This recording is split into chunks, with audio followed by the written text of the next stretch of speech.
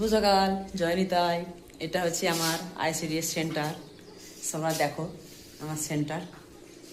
তা প্রথমত কি জানো, আমার সেন্টারে এসে এই যে দুটো আমার বের হয়েছে, আর এই একটা বাচ্চা, এটা আর একটা ছোট্ট বাচ্চা, এই যে ছোট্ট বাচ্চা, একদম ছোট্ট।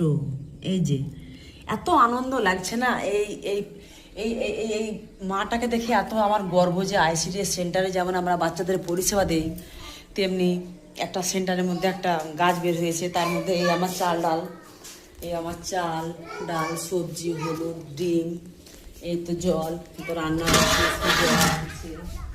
তাই এই আমার সেন্টার দেখুন আপনারা, আমার আইসিডিএস সেন্টার। এই আমার সেন্টার, এই আমার একটা আরেক ধরনের মা, এই যে আমার বলছে।